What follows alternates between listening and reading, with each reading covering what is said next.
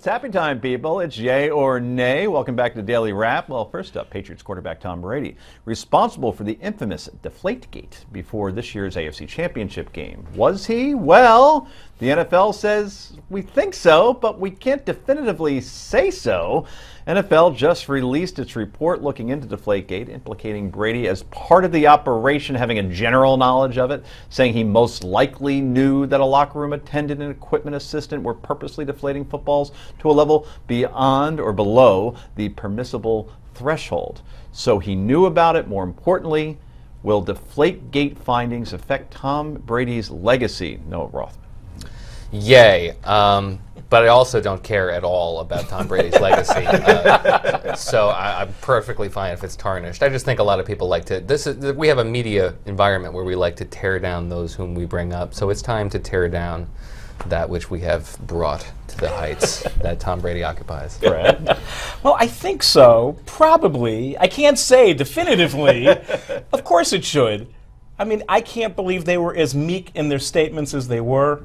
I'm not saying anyone should be reduced or judged entirely by any one bad act, but this is now part of his story, and it should remain a part of his story. Jonathan.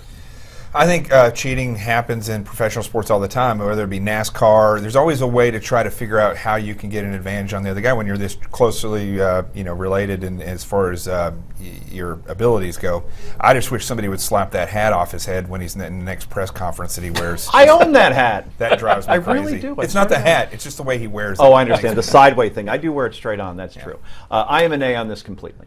Because with steroids, at least that gives you a competitive advantage. I don't see what competitive advantage deflating the football a little bit does. And the bottom line is, in that AFC Championship game, he threw 4 touchdowns in the second half when the balls were back to normal. And then in the Super Bowl, he led that incredible comeback against the Seahawks when everybody was looking at the footballs. So will it affect his legacy to people that hate the Patriots? Yes. Otherwise, you're looking at the second greatest quarterback of all time. First one being Bubby Brister. No, Montana still.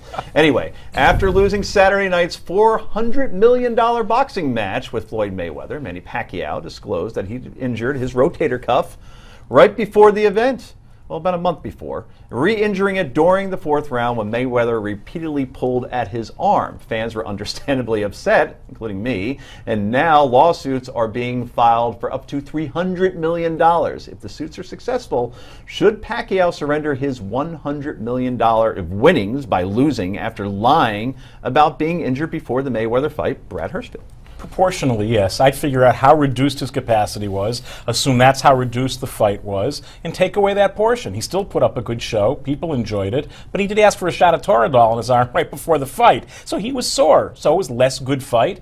Pay less to him. Let me correct you. Nobody enjoyed it. It was the most boring thing I've heard you could ever watch. Because you want it all back. I think they should listen. They should either take the money back in this case because this was a big money maker, or they can keep the money, but they have to wait until he's completely medically cleared, and then they have to fight the fight again for free. I love that idea. I've never heard that. Noah, quickly. I like the prorate idea. Maybe take a little bit out, but yeah, I mean, these guys sacrifice so much. And the amount of remuneration that you can get for the little amount of time that you can actually be an effective boxer in the ring is all worth it. So I'm loath to take away any money from anybody who makes it as a fighter. Okay, well said. He should give it all back, but no, I'm now in Jonathan's camp. Fight for free next time when you're healthy, so he could get beat again because no one can touch Mayweather because he's too fast. Anyway, a tourism attraction in China called the Flying Pig Show is getting rather mixed reviews, with some citing animal abuse.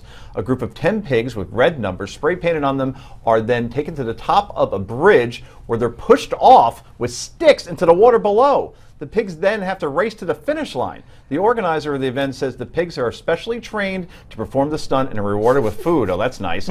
Should the pigs revolt and push the organizer off the bridge? Yea or nay, Noah? Nay. This seems like a lot of fun.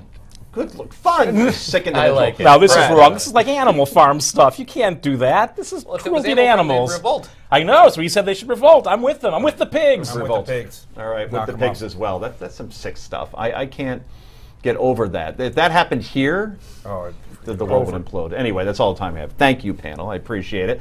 Tune in to the Daily Wrap tomorrow night at 7 p.m. Newsmax Prime with J.D. Hayworth next.